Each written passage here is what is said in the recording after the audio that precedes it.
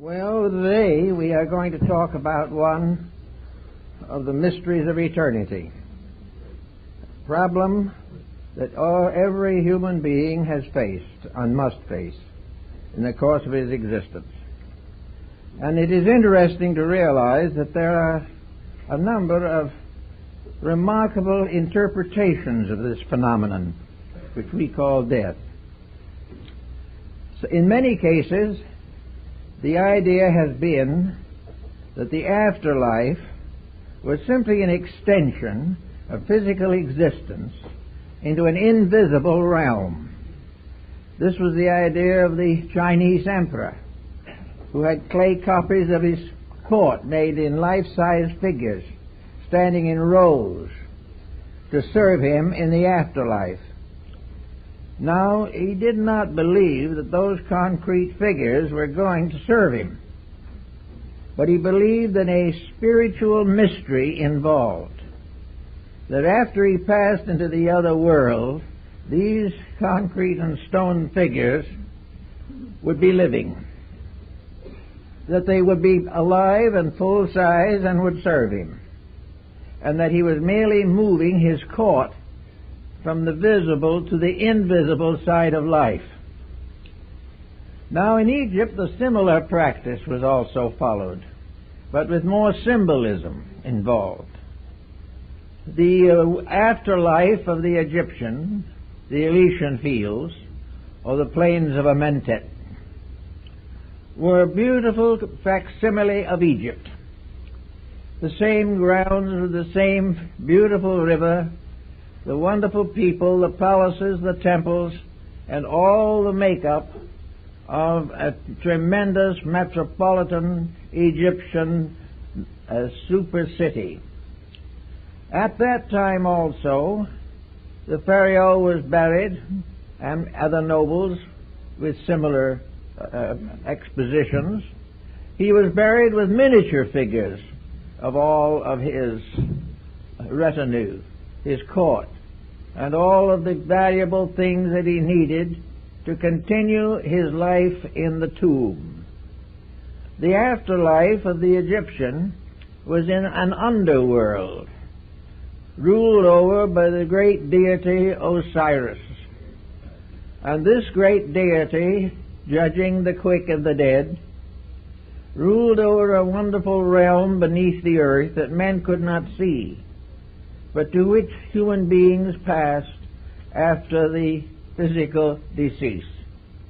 In some of the old manuscripts, various animals, such as family pets, were included among the figures that came with him into the afterlife. Everywhere we find evidences of the belief that the invisible world to which we pass and from which we came has a more or less physical appearance, that it is similar to the world that we know. It was not until comparatively late in the development of human thinking that the idea of heaven and hell as we think of it today came into existence. Most of antiquity had really no concept of hell. They did not have any of that Dantesque mystery that we find in the beautiful but morbid paintings of Gustave Doré. To the ancient people, hell was more or less of a shadow. They did not believe they were bad enough to deserve it in the first place, and they were perfectly willing to face a world that went on into a realm beyond ours. The Greeks, for many centuries, believed that there was no afterlife except in the ghost world. The ghosts of the dead continued forever. This did not meet with the approval of minds such as Pythagoras and Plato and Aristotle, and modification began at a comparatively early date. Among the Egyptians and Phoenicians, the invisible world was so visible and so real that you continued in your various pursuits as you had lived them in life.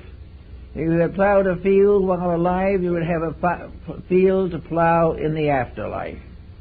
And there is one story about a very honest moneylender who had never cheated those who borrowed from him. He was a very good man. So when he died, they gave him a special privilege in the afterlife. He could set up his money tables by the gates of heaven and lend money to anyone coming in who wanted it. And he always was meticulously honest.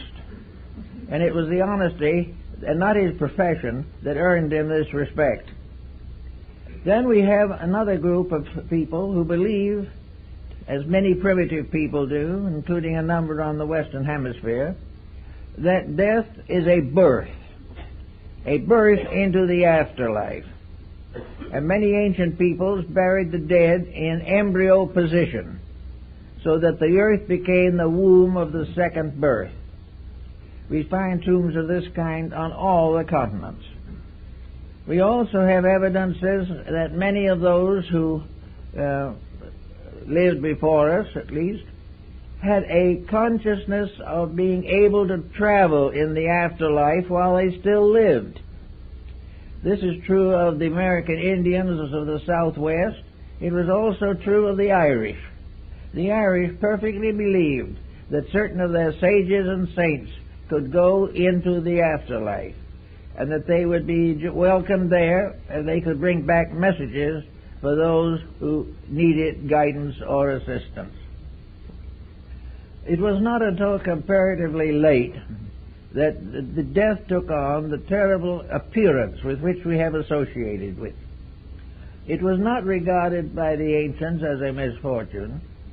It was regarded as a simple transference of conditions. The individual did not change greatly by the transition, but he functioned in a different dimension of life. And here he had to grow and learn and grow up again and go to school in some way to learn his way around this new realm.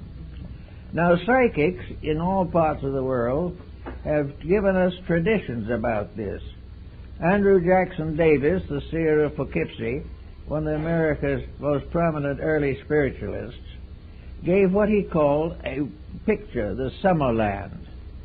This Summerland was a beautiful countryside, and it was an invisible pasture field with flowers and trees where individuals lived out a very beautiful life if they had earned such a record.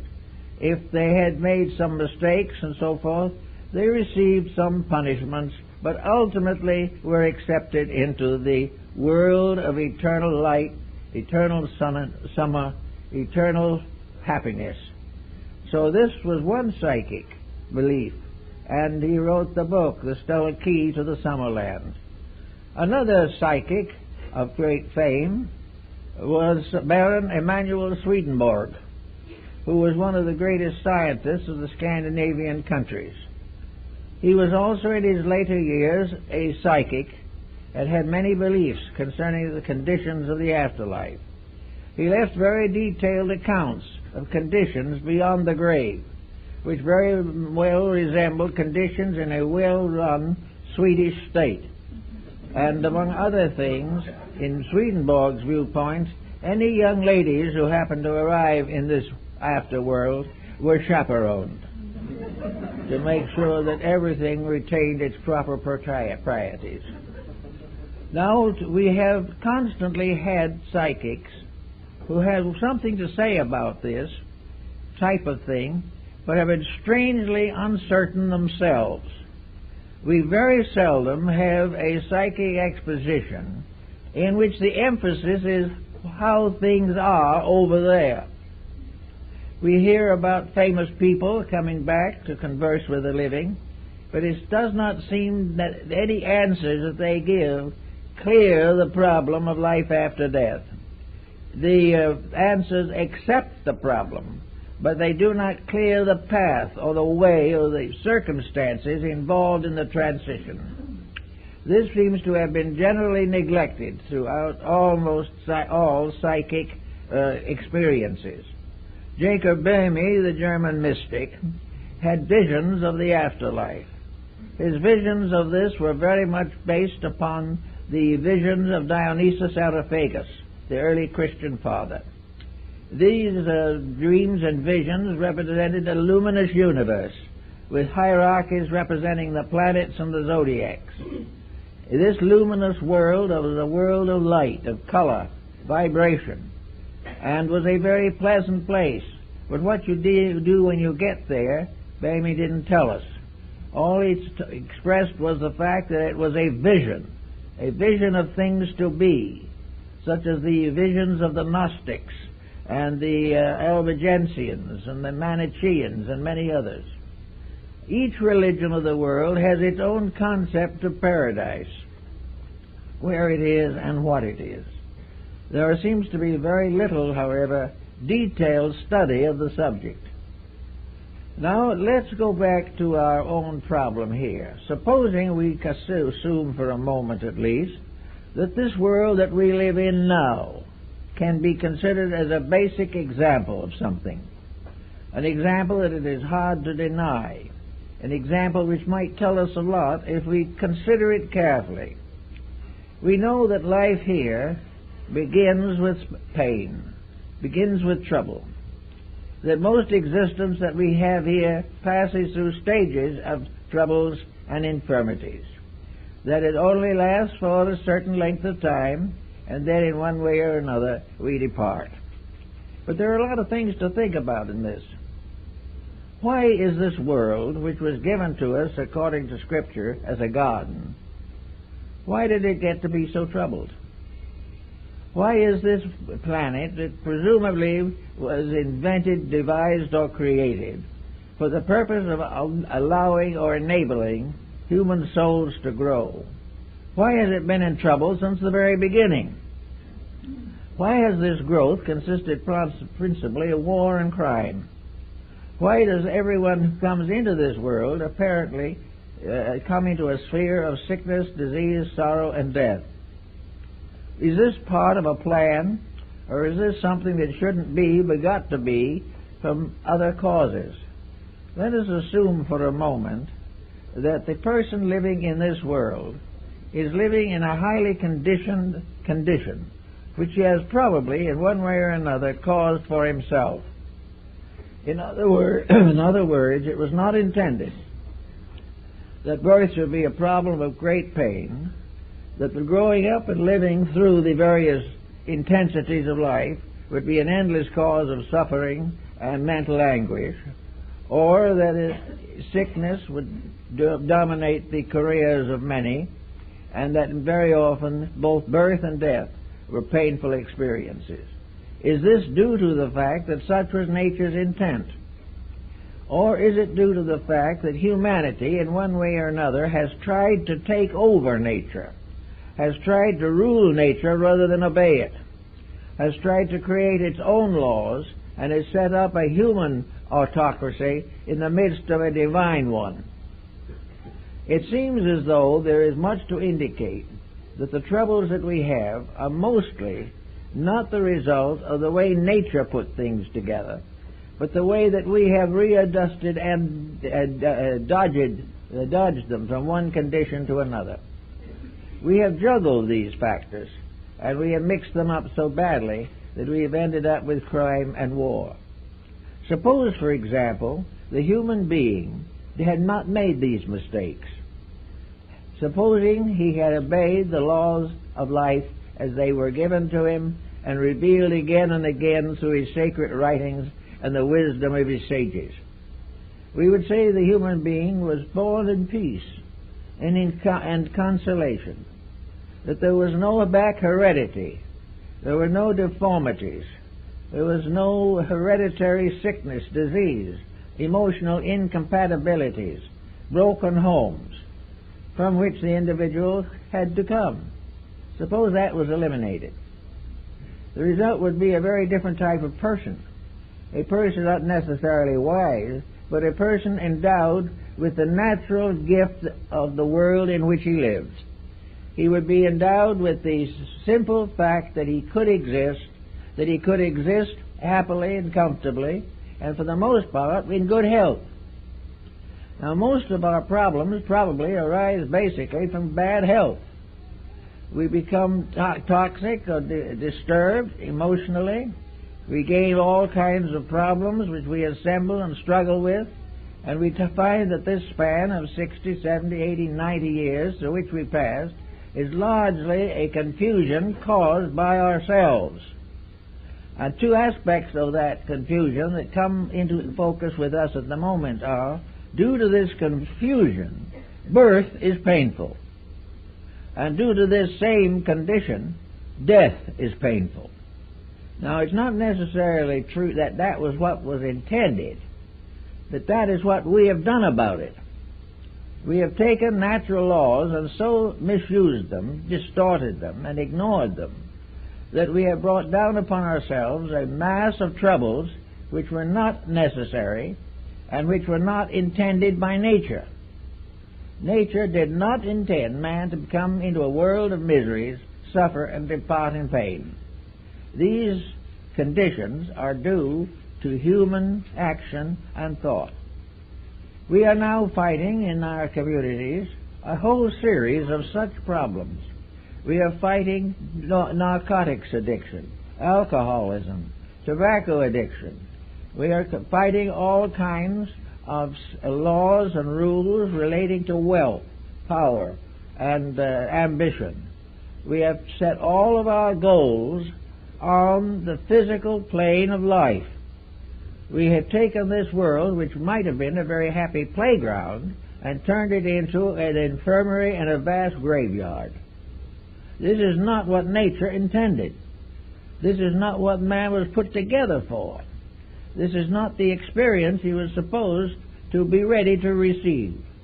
It was assumed that he would come to this world to gradually come to glorify the Creator and the creation. Instead of that, he has come in the end to damn them both. So we have here a false beginning. And with a false beginning, we also have to go back a ways, because this false beginning is of the sins of the fathers unto the fifth and sixth generation. We are all here with infirmities that have come from the misdeeds of our ancestors, and these we carefully pass on to our descendants. The result is that health is almost imaginary, but we are beginning to realize more of its importance. And in the last 50 years, we have done more thinking about health, probably, than any time in history. We may almost say that primitive mankind didn't think about it because it didn't do anything to hurt itself, primarily. It lived a very simple life. It had to defend itself against the terrors of the night and things of this nature, but for the most part, it lived a very simple existence. As we came to be more and more complicated, we became sicker and sicker. We gradually also then developed institutions to correct these sicknesses that we had created. But because we created them within ourselves and not in the body, the physician is not always successful. We are not able to cure the sins of the spirits with pills and shots. The entire part of the individual that is important to us at the moment is that which we can't see. It is the invisible over-self that really runs the physical body. This over-self, however, is so neglected by most people that the body is without adequate leadership.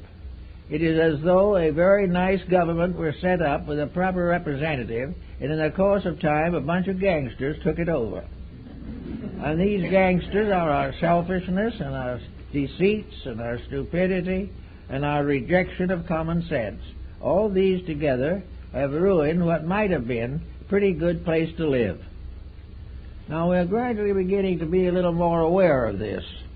It is dawning upon us that it's possible that all these misfortunes are not necessary, that they were not in the original archetype, but have been the result of vicious misinterpretation or distortion of the common facts of good nature and common sense. So we say to ourselves, suppose we clean this up. We might then have a world in which the human being would be decently born, with comparatively little pain to the parent, a world in which they would grow up gradually, and education would be suitable and adequate to their needs, and not to try to adjust them to a hopeless situation. We are educated more or less to try and lengthen our survival in a situation that never should have existed in the first place. And true education, a true realization of our real purpose and our real potential, hasn't a chance. It wouldn't even be mentioned because it would interfere with some monopoly that is flourishing, for the moment at least. So we have no way of, at the moment, correcting some of these problems. But they are correctable. They should never have existed. And they represent a very vicious misuse of an inheritance which came from the highest possible source, truth. So we go along through the years and we get sick. And we get tired. And we get tempted. And one by one we fall under some form of disease or displeasure which begins to corrupt our natures. And so the body, which probably has a potential strength of at least close to a century, may give out any pair along the line, because simply it does not have the strength with which it was intended to be endowed. Now, this doesn't mean that every person in trouble has lived a riotous life, but behind every person may be several generations of the lawless. And many a proud family now, which is also in trouble, it has among its ancestors 2 or 3 that were hung from the yardarm, that were actually pirates of the worst. So we bring with us a body which is more or less not a blessed gift in the beginning, the way it is now, though the best can be done under the circumstances. But this body comes in with a great many deficiencies that are due to the ancestral pattern and the whole line of the descent of humanity. The human generation regeneration problem has been going on for ages, and we are now well along in a platform of misunderstandings and ignorance. So we come here with what we have, and being not too well, we begin to look over the situation to see if we can find something to do about it. So we get a little help from some new kinds of people that come up who are beginning to teach the importance of nature in remedying the defects of human beings. We begin to think of exercise and diet and living a little cleaner life and refraining from some of the noxious and toxic situations that are now gaining fame and distinction. But the moment we try to improve, we hit upon some pattern where someone is making a good profit by our not improving, and then we have difficulties again. In other words, to become honest is desperately dangerous. It becomes an interference with the rights of other people to do to us anything they feel like doing, which may or may not be particularly constructive. So on we go, and we learn a little as we go along, and we try to improve life, but we come gradually towards the end of the endurance of a body that has been seriously misused. At that time, there is a whole group of terminal illnesses with which we are combating. We are trying desperately to find cures for them, but we don't even dare to suspect that we might find a cause of them that could be corrected. So in the course of time, we come at the end, and we come to the time where there must be a division between the physical body and the metaphysical elements of the personality. We believe in idealistic philosophy and in the higher realms of thinking that the physical body is a kind of carriage, a wagon, in which something rides. That the actual being in the body is not identical with it. If you believe them to be identical, you are a materialist. If you do not believe that they are identical, you are an idealist. And 90% of humanity has been idealistic since the dawn of time. Very few peoples have ever come to maturity who believed that the individual died at the grave. Nearly everyone has had some philosophy of survival. And without this philosophy of survival, there seems to be no incentives to rise above the misfortunes of the present state. In other words, if you're miserable here, but you do the best you can, perhaps somewhere else you're going to get a better chance. Many nations have also gradually developed the concept of reincarnation as an answer to the infinite problem pattern of growth. It is perfectly obvious that the average person in one body as we see them now in incarnation cannot be perfect. We know definitely that we cannot know everything. We cannot be everything. Certainly we try to have everything, but very few make it. What we really are is growing creatures in a midstream of life. We came from something less and we're growing into something better. And this growth obviously is not completed in one life. The individual who makes a modest gain must be considered a success. Those who ignore the whole thing can be rather much failures. So not being able to be perfect now, the doctrine of reincarnation comes in and is probably now accepted by something like a third of the population of the earth. It is believed because it is the most reasonable answer to a long-range plan in nature. It is also the only description or the only solution that rewards sincerity and helps the individual to outgrow his own weaknesses and infirmities. If reincarnation is a truth, then comes another question, which is related to the original one.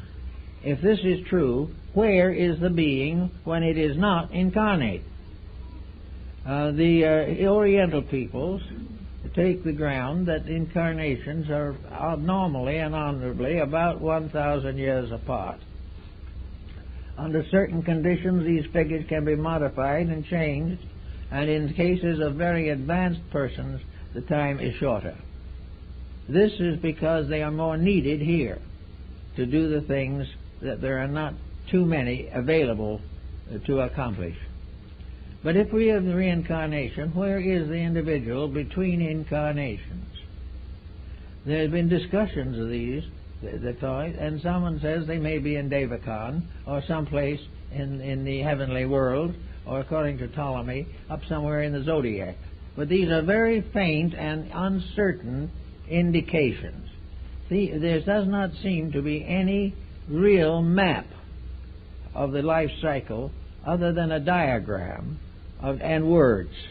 The experiences involved seem to be very hard to trace, and most, even students of the subject, have not been successful in creating a vivid or living image of the situation. So we have to wonder a little bit about what is the other side of this coin. Where and what are the invisible parts of nature? Flood, the Rosicrucian mystic, and several others have speculated carefully upon this, and they followed the idea or viewpoint that man is composed of a series of bodies, that he is not just a physical body, nor is he just a physical body and a spirit. He is not a physical body and a ghost. He is a compound creature, constructed internally to function in more than one dimension of space. We have one dimension here which we function with. But even when we're functioning here, there is evidence every day that there is something more than function occurring within us. The individual is more than a body. He is also more than a body and a mechanism. He is not a robot. He is more than a mechanism because he is a body with an emotional nature. He can love, he can hope, he can dream, he can have religion, he can do all kinds of emotional things which are not natural to body, nor essential to energy, but are essential to the functions that the human being possesses. Then beyond that there is another pattern, and that is mind, the mental life of the person. His mind is not his body. You can dissect him in any way you want to, but you're never going to find the mind. You can find the brain, but not the mind. The brain has to be alive, and the mind has to be incarnate in that brain, or there is no mentality. But man has mentality. He can think. He has emotions. He can love. He has vitality. He can win at the Olympic Games. And he has physical establishment, which we call the body, which he keeps in a house and sends to work every day. These different things are part of man. They make together a person. And these four parts are all more or less vehicles, instruments to be used by something, to do something. Now, the mind is not a divine thing. It is simply a dimension of existence necessary to thinking. But thinking is not the highest faculty of man. There are all other kinds of higher faculties. And most of all, this whole chain of bodies, like beads, this chain is strung of many beads upon a single thread, as Emerson tells us, and that this thread he calls the overself, or the soul. Now, the soul seems to be the master of the mystery. The soul seems to be that thing in man which does not limit him to any of the dimensions of his physical sensory perceptions. The soul permits him to hope and to dream. It permits him to ensoul thinking, ensoul living, ensoul emotion. Without this ensouling, these various faculties are sterile. And this is one problem that we have, where humanity spends all its time working with the bodies and forgets the soul. We have a group of sterile organisms and organizations which have no vitality, no reason for existence.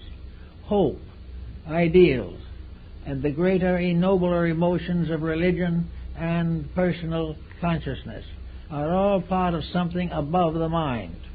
And this the ancients like to call the soul, which was the master of the entire cycle of human growth. Now, the soul, as Emerson tells us, is a part of divine nature. It is part of something that ensouls all things, so that we can say without exaggeration that the world is itself a soul from which a body is suspended, that this body contains of several levels of management, and various creatures have different degrees of levels. There are some creatures like plants who have only the growth dimension. There are others like animals who have the emotional development. And there's finally man who has the mental development. But this is added to the others, making him a composite being with four levels of availability. Now, when he gets ready to be educated or think about trying to do something in life, he should realize that he has these four different levels through which he can manifest. Now, he isn't his mind, nor his body. It is an inhabitant. It is a leaser. He can't own the body, but it can lease it for life. It cannot possess anything, but it can use whatever it wills to accumulate honorably. Thus we have the individual who at a certain time in this pattern is going to depart from this world. Now, he's going to depart in a series of stages or steps. And this is shown in some of the mystical alchemical diagrams. The death cycle, therefore, begins with the discarding of the physical body. This physical body departs from all of the extremities of the body and finally centers in the heart. From the heart it carries upward along the pneumogastric nerve until it reaches the crown of the head. And at the crown of the head it departs. And it takes with it for a time a magnetic connection between the super self or the real self and the body, a cord which ties them together. This is an umbilical cord for the afterlife, just as it was necessary to have it for the child before birth. So afterwards this cord connects the entity with the body, so that if shock or something of a special nature, suspended animation, should occur, death would not follow unless the cord breaks. And this is the cord that is broken at the cistern in the Bible. But anyway, this cord ties the being to the body.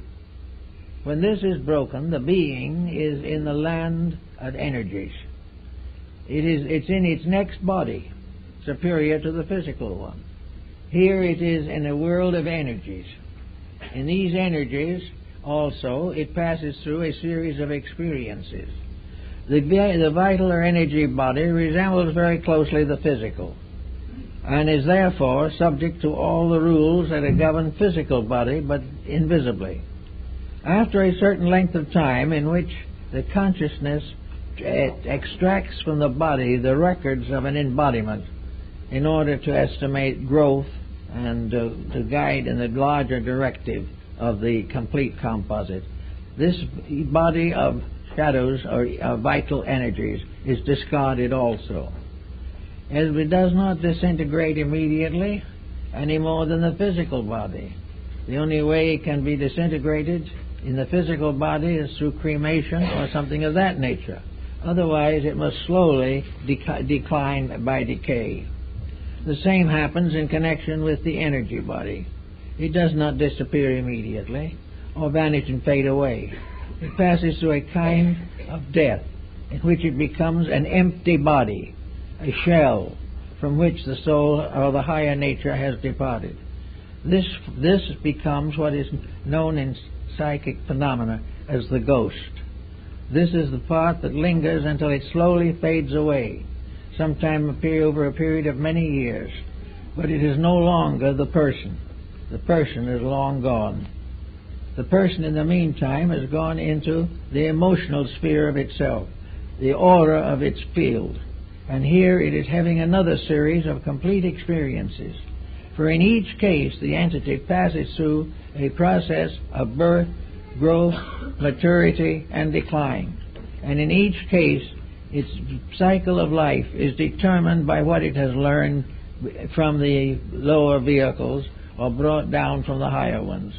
Gradually, therefore, the entity goes upward through these different worlds, which are often referred to by the ancients as heavens and hells. Hell being nothing more or less than to inherit an etheric or vital body that was no better than the physical one when you were in it. In other words, the physical body was infirm because of abuse. The etheric double is infirm because of abuse or neglect. And in these experiences, the individual passes through rewards and punishments, which, however, are not eternal. They are not in the form of great damnations, but like the experiences of material life, are the results of things done and things undone, through which the entity has to gradually grow, extract the essence, and build this into what is called the soul. So all the experiences of an embodiment are precious, they are preserved, they are protected, and they continue. And here also we have the basis of the Akashic records, and the records of actions, and the records of other times, and the records of our planet itself are all preserved in these various strata. Then gradually the individual dies out or fades out of the emotional life. In each case, except the physical, it is a going to sleep.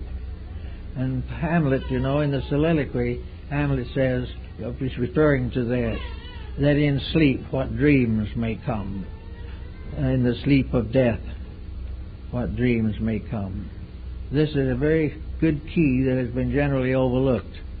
So after that, we go up to, finally, the mental, the mind. And here we have the coordinator who takes everything, or which takes everything, that has been learned and digested and assimilated, and builds it into the full record of an embodiment. In this embodiment, the record is a conscious one from below up. The passing from the body out upward to the higher vehicles is a conscious experience. The descent of the entity from the mental down to the physical is usually experienced in a condition of sleep or unconsciousness. from which the being awakens at the time of birth or shortly before that. Now we know that the birth physically has been preceded by a whole series of previous experiences which do not record as far as the physical world is concerned. But many of these experiences may be available to an entity before physical birth. They're available as factors in the development and consciousness of the entity. So we have, instead of heaven and hell, we have a life cycle. A cycle that goes on to one grade after another until finally it fulfills itself. In other words, a life. We say a lifetime.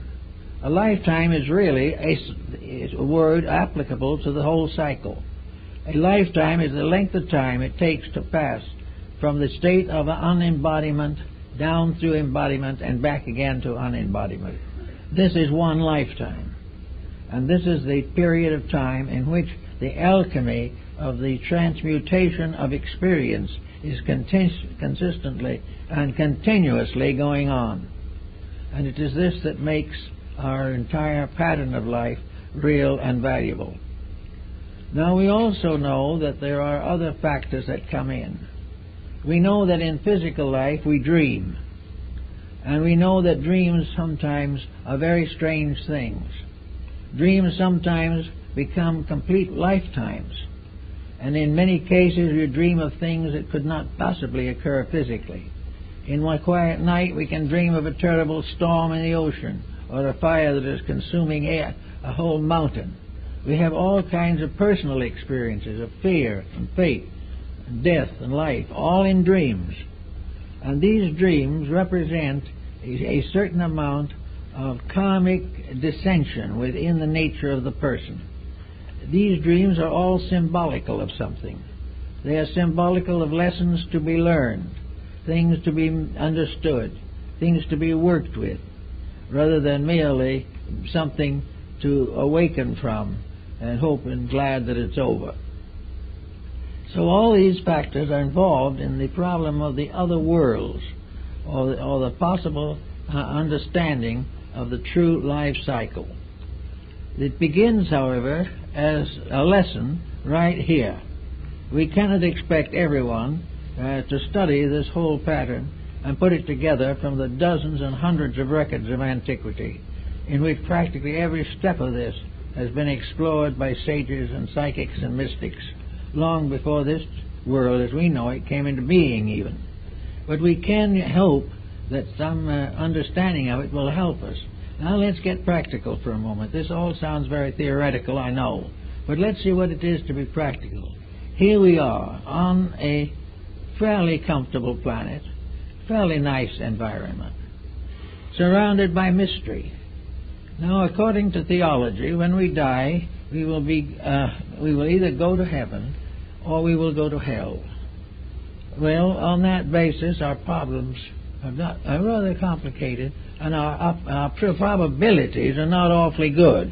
We are very apt to find that we don't really deserve salvation. We haven't done anything to deserve it while we were here. The other situation lies in the fact that if we haven't done something right, that we will go to perdition forever and ever and ever, which is also a very uncomfortable thought. But strangely enough, it has very seldom prevented crime. No matter how much perdition lies ahead, and some of the old artists showed souls roasting in furnaces for 100 million years. That particular cult from going out and picking someone's pocket or killing someone he didn't like. All these terrible things that were going to happen have never prevented crime. They have never really slowed it down much. But a great deal of crime has been committed in the name of these things, as though man had a right to actually execute perdition upon his own associates. So as long as this wasn't the way it seemed to be intended, we gradually outgrew the idea of eternal salvation and eternal damnation. It just didn't seem to fit into any kind of a plan. It did not make any contribution to the progress of things. If it had been intended that man be created perfect, it could certainly be assumed that this could be accomplished by any power great enough to create the cosmos. If we were to be perfected, there would be certainly built-in factors by which we could receive the inevitable impulses which a deity could bestow. Rather, we were sort of shipwrecked on an island and left to do the best we could. But the reason for that was also obvious. If we did achieve, we achieved ourselves and not by dependence on something else. Growth was a personal experience of unfoldment. And if somebody tries to grow for us, they grow, but we do not. So the whole problem of the beginnings and endings of these things could not be solved by the mere theological concept of eternal punishment or eternal reward. This being left out of the pattern, we come to the point made by Socrates in connection with wisdom. When he finally took the hemlock for refusing to pay a small fine, which his own disciples offered to pay for him, but this fine he considered unjust, and he would rather die than be a victim of catering to injustice. So, before he died, he said to his disciples, "I'm going out now, and I'm going on a journey, and it's fine. I'm perfectly happy about it. I've found two things are going to happen to me. Either I'm going to cease forever. There will be no Socrates. There never will be anything. Nothing that I've ever done will be remembered by me. The only things that will remember are those that come after me and read or study. I cease. On the other hand, there's another alternative. Maybe I do not cease. If I do not cease, then I will become again part of that invisible world which I have sought to explore all my life. I will be a part of that eternal immortality in which I will learn as I have never learned before. I will know the wise and the good, and I will come to the answer of all the questions that I have ever asked." And Socrates then took the poison and died peacefully, convinced of the fact that he was going forth to the answering of questions and not going forth to an annihilation. He was going to continue the path of growth that goes on and on and on, but each step of it a dramatic adventure, if we accept it in that way. So that brings into focus this problem of just exactly what and how we are going to consider the interludes between this life and the next. Perhaps the truth of the matter is very simple, that it will be a period of sleep, that we will sleep between lives as we have slept between days in this world. But while we are sleeping, the powers that be will be working in us and with us. But the powers will be working without our interference, which will enable them to work. Whereas in our night sleep, our dreams are all influenced by our psychological conditionings. So we'll have a chance for that type of thing, a quietude between lives, a Zen sort of situation, in which we will become so completely relaxed that we can see truth for the first time. Truth can only come in a state of peace. It can only come as a condition of reward or fulfillment. No one can demand truth, no one can sell it, no one can buy it. But we can all earn it, and we earn it by gradually eliminating the interferences. We take out of our lives the things that are not so. We take out of our lives the patterns and situations which have no meaning. We also take out the irritations, the fears, the doubts, the exaltations and the humiliations, and allow a complete quietude to rest upon the spirit. Now the word soul is something that also comes into this pattern. And the word soul was used in antiquity largely to represent a combination of enrichment of the spiritual strength of life with the rewards of incarnation. The soul is the wedding garment of St. Paul on the book of Apocalypse. It is the vesture of experience. It is all that we learn, becoming the great ornamentation of ourselves. It is the gradual acceptance and within our own consciousness of the quite one-piece garment without seam. The soul is the result of the cycle of incarnations. Embodiments build soul, for soul is the truth behind each thing that happens to us. And as that thing that happens to us comes to be recorded in our eternal records, it becomes a dimension of soul power, soul strength, soul insight, and in that way is very important to us. Now, the soul can also be destroyed or injured by the misuse of faculties and powers, the perversion of mystical experiences, the misuse of the divine power becomes the deadly sin. It is perfectly possible, therefore, for the Bible to say in one of its thoughts, the soul that sinneth, it shall die, but the spirit returns to God who gave it. The spirit cannot be destroyed. It is incorruptible. The soul can be a false pattern of living which falls apart. When it does so, this composite of mistakes can die, because it consists only of false factors. But when it is fallen or died, the spirit, which is its real life and its eternal fact, goes on to a new pattern of experiences. There is no end to the spirit. But the soul is the golden wedding garment in which we are supposed to attend the marriage of the Lamb. All these things are told philosophically and mystically in the book of Apocalypse, or the Revelation of John. Now, when we get to this point in our problem, then, we come now back to the day, right now, when we have to keep on living. The concept is very simple, that these bodies that we have been seen by psychics, mystics, and clairvoyants, and have been referred to as auras, or magnetic fields. Now, each of these magnetic fields has a color, and each of these fields is by nature and substance of a beautiful color. But wherever the distortion and perversions arise, the colors change.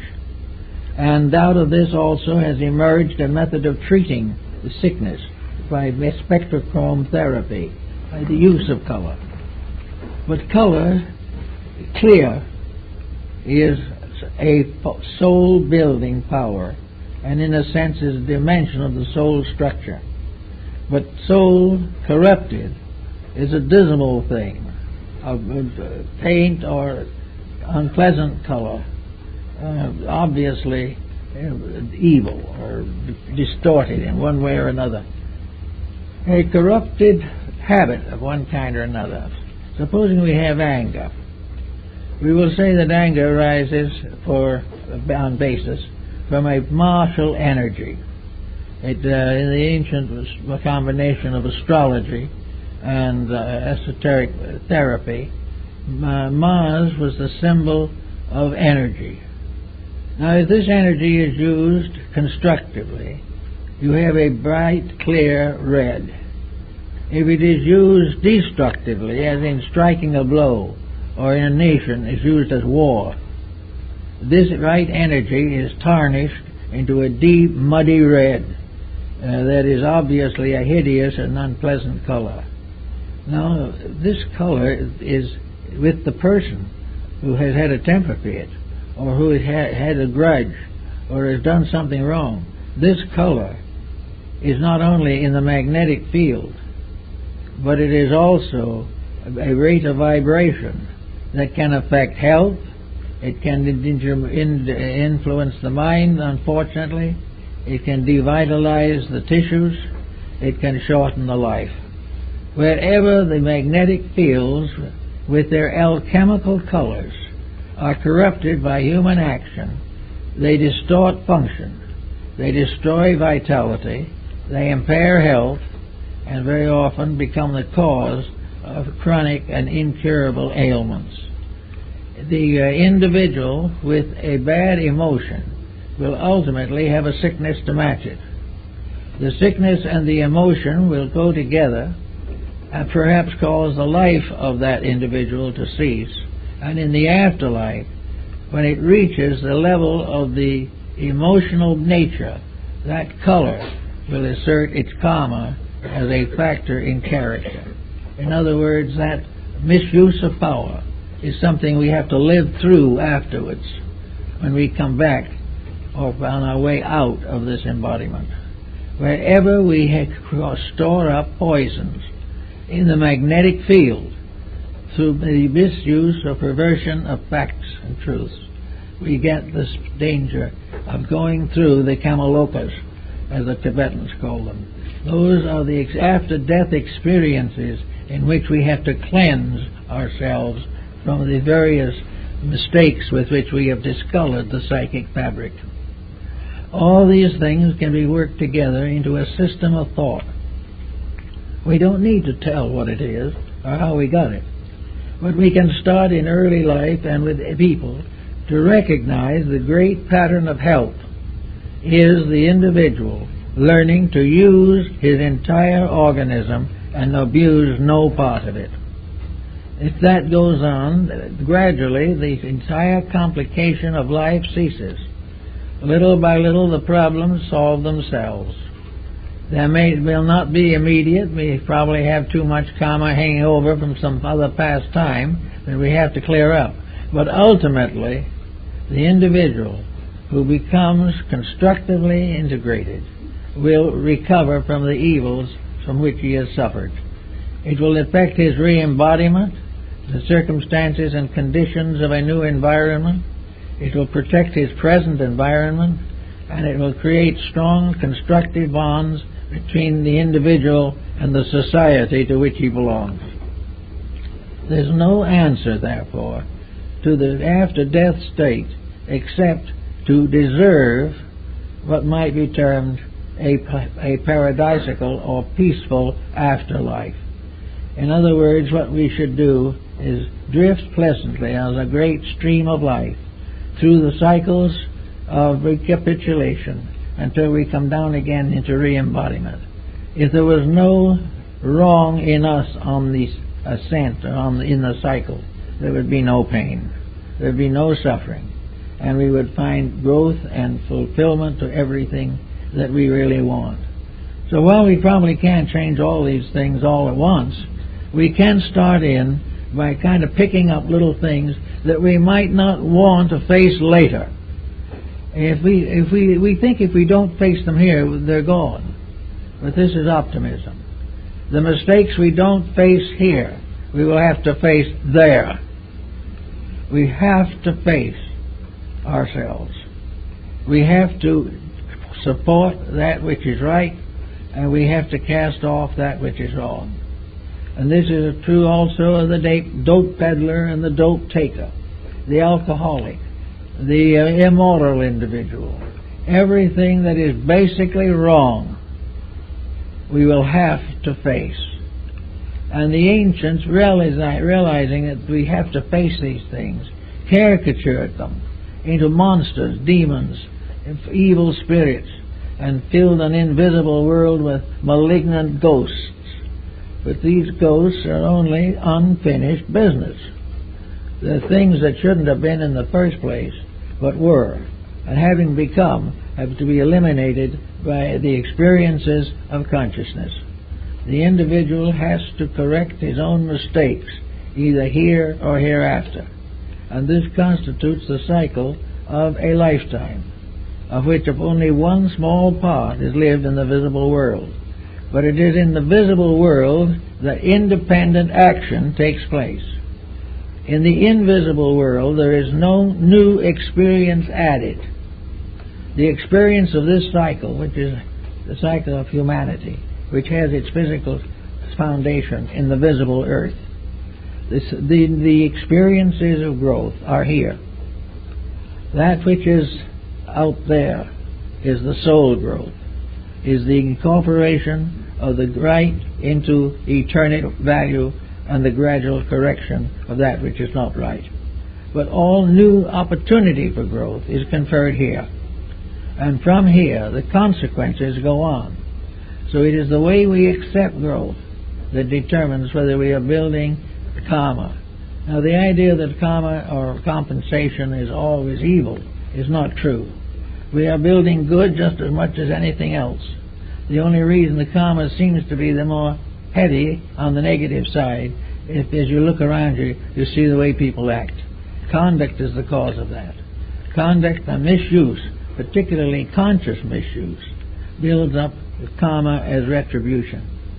As correction, as unfoldment of internal potentials, karma is a glorification of every good thing that we ever did, opening new doors to wonders yet to come. So we are in a little pattern that is rather simple, very honest, doesn't require any forgiveness of this or forgetfulness of that, which cannot be cleared by any attitude. We can do anything we want to, verbally, intellectually, or emotionally, to correct the mistake. But if we do not correct the mistake itself, all our platitudes mean nothing. In nature, sin is not forgiven, it is outgrown.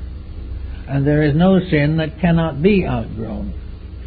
It's in most cases the outgrowing is not very serious, because the average individual does not commit great and serious wrongs.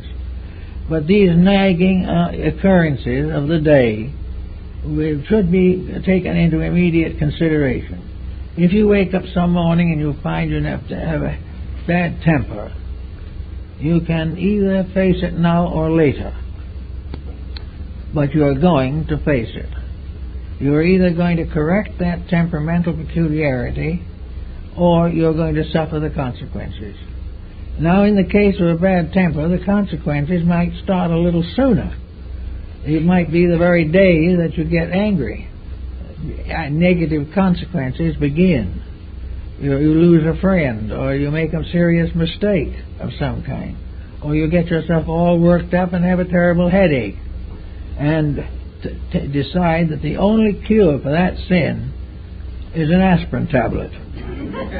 So you take the aspirin tablet, get a moment's peace, and have enough strength to get angry again. And this goes on until the anger or the aspirin finishes you. This is not the way that nature intended. Nature knows that everyone can make a mistake once. But having made it and knowing the consequences by experience, should not repeat it. And unfortunately, humanity hasn't learned that very well. The first war was long ago, and then no one has apparently bothered to find out really how to cure a war. The answer is, don't cause it. There is no other way. They knew you cannot cure these things simply by trying to erase them or passing legislation against them. An individual who has a bad disposition gets sick and he goes to the doctor. The doctor gives him a pill which may make him sicker. He may get a little relief and he decides that medicine is the answer to sin, but it isn't. The actual answer is that the individual has no right to be healthy unless he tries sincerely to live a good life. All the different temptations that we have in modern society are not something that can be excused. We can say we have to be dishonest because everybody else is. That is simply saying I have to suffer because everybody else will suffer. There is no escape on these bases. That's why a good working religion and a good working philosophy of life are so important. They give the individual an understanding of value.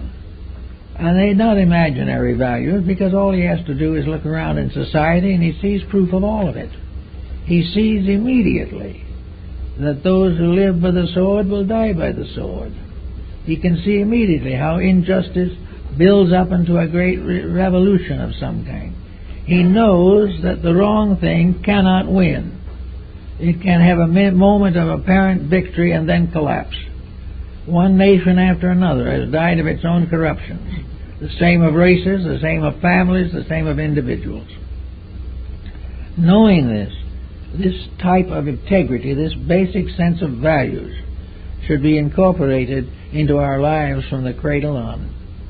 We should be taught not to cure things, or try to avoid them, or evade them, but to live straight toward a constructive goal. If we need to know something, learn it properly. We have here the idea that learning is primarily a matter of preparing for a career of wealth. Now, wealth itself isn't bad. The career of wealth isn't bad. It is the abuse of the career or the abuse of the wealth. These are the bad things. And the mysterious little factor in it that must not be overlooked is that wealth gives a larger opportunity to do it wrong.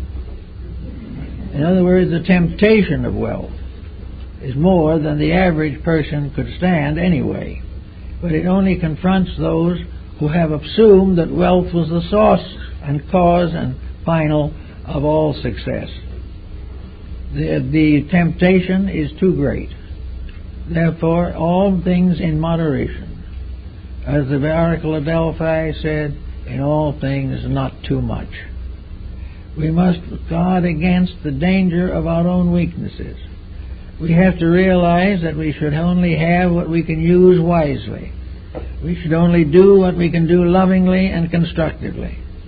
All the so-called faults and foibles that we nurse so carefully and have so much fun with do nothing but destroy us. So the cycle of life goes on. If you want to follow the idea of the old Christian reward and punishment, you can if you modify it somewhat. If you have a life in which you see and know that you're making a mess of things, then you must expect punishment. But it isn't punishment in the sense of a divine bookkeeper dealing out a sentence for your mistakes. The punishment is inherent in the mistake itself. When you do it wrong, pain is inevitable. If you think wrong, the thoughts are bound to be dangerous. If you are over-ambitious, you will struggle and finally be destroyed by your own ambitions. It isn't something else punishing you. Much of karma and much of the cycle of life can be seen here. That which is beyond being seen here is part of the larger cycle, the cycle in which the carry into the invisible causes which cannot be corrected or are not corrected in the physical life. They have to be corrected. We have to learn from embodiment. And if we cannot learn while we're physically alive, we'll learn in the afterlife. We will learn the lesson regardless. There's no possible way of escaping it. But the nicest thing is to realize we can save ourselves a lot of trouble here, and will refrain from hurting other people, or as nations will not afflict other nations, if immediately upon our inner understanding we begin to live according to what we claim to believe. Now, actually, there's nothing very secret about this. Actually, every major religion of the world has exactly the same teaching. They have it in a little different words, but the same teaching. In all cases, the golden rule is in over 40 different religions. The simple friendliness and kindliness of human relationships is applauded everywhere.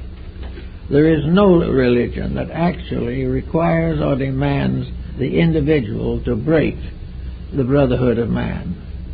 The religion does not do so. Some of its interpreters, for personal advantage, try to make it fit into their ambitions, but it doesn't. Actually, the average person belonging to any one of the religions of the world, including the primitive, will find the same general rule applying. Do right and be right. Do wrong and be wrong. Do that which is good and grow. Do that which is bad and penalize yourself. The proof of all faith is in the practice thereof. And in our day, the interval between the faith and the practice is too great. It's more great than it ever was before because the temptations are greater. And we try to conceal the values by overlooking them or denying them. But the average person who is out making trouble for himself and others is someday going to face the tribunal. This tribunal is not a group of long-bearded judges. This tribunal is that the individual has to ultimately face himself.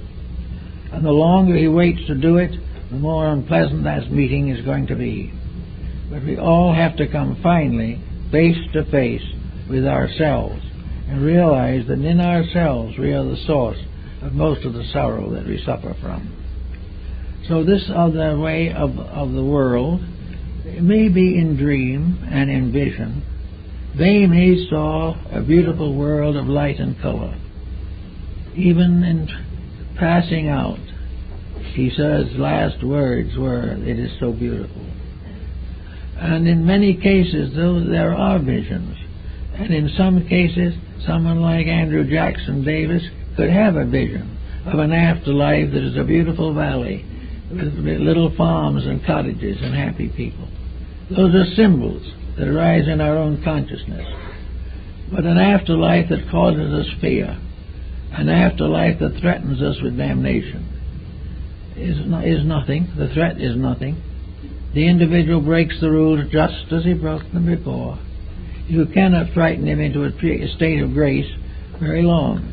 Occasionally you can prevent a single incident, but for the most part, in his daily life, the individual will break any law of nature which bothers him, which forces him to change his ways. He will keep his ways and the laws will be broken. But sometime in the Never Never Land, he's going to have to face these laws. The universe is an immutable instrument, created by an eternal reality. It is eternal in its scope and in its purpose. We must all go on and face the pattern of life for which our created universe was formed. We all have the same journey. We all have the same demands. We all have the same requirements in ourselves. We all have to be right. And there can never be peace in our heart, tranquility in our homes, or peace in the world until we are right. Until we are right, we will be nagged by our own infirmities. We can see this now politically, scientifically, economically. We have not yet, however, seen it in ourselves and realize that we are also an economic and a political entity. We have the same temptations that everything else has. If they are tempted and fall, we are tempted and fall. But it is possible, because of the individuality which has been bestowed upon us, that man, of all creatures that is visible or that are visible to us, is capable of creating his own destiny. He is capable of being right. The animal cannot be wrong, and therefore belongs to an entirely different type of life. But the human being has the right to be right, has the eternal power to do that which he should do, to keep the rules and to assist to build a civilization based upon these rules.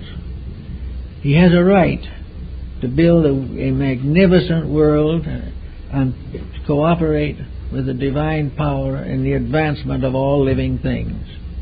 He has the right to work for principles, and if he is properly rewarded, he is a true and faithful workman who is well worthy of his wages.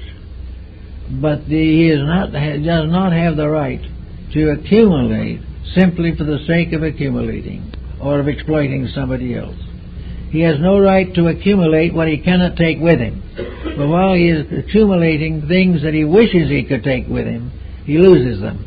And the power to accumulate, which was wrong, is the thing that goes on. It is not what he has, but the motives that made him get it, that he must face in the ages to come. So it is much better for him to get ready for this at a reasonably early time, and to see all these things through the light of inner understanding. There is nothing to fear in life except the tendency we have to compromise. If we can recover from that, we will have a much better world than we have now, and we'll be able to look forward to a better one. And any little mistake that we can erase at this moment will not come up in the final examination. And it's much better for us to catch it now and have that little pleasant feeling that we have grown, that we have done something worthwhile. And by having this feeling, have the proper reward and respect for life. If we believe in God, we must believe that the divine power is worthy of our respect. We must also realize that it is worthy of our obedience. And as we look around us, we can see pretty clearly what disobeys and what obeys. If we cling to that which obeys and refrain from that which disobeys, it won't be long before this old world will look a lot better. And we will find that it is perfectly possible for our planet to go on for a long time and build up a population of 50 billion, and everybody will be happy and everybody will eat regularly. It is selfishness, corruption, on the belief that if we do these things badly, when we die, we do not exist. In order to be a truly successful rascal, you also have to be an atheist. You must have no belief, because if you have any belief worthwhile, you will not pervert it. You will live it. And by living it will accomplish the good things that we are all seeking. Happiness, peace, contentment, strong families, happy children, busy adults, and no one wandering around the face of the earth trying to kill time for no good reason. There's always something good to do, something that needs doing. And by doing it, we build into the soul of the future. We are building the magnificent vestment of the soul. And we build it best, and we build it most beautifully and graciously through kindly living, loving friendship, and peaceful and honest relationships with each other. That's it.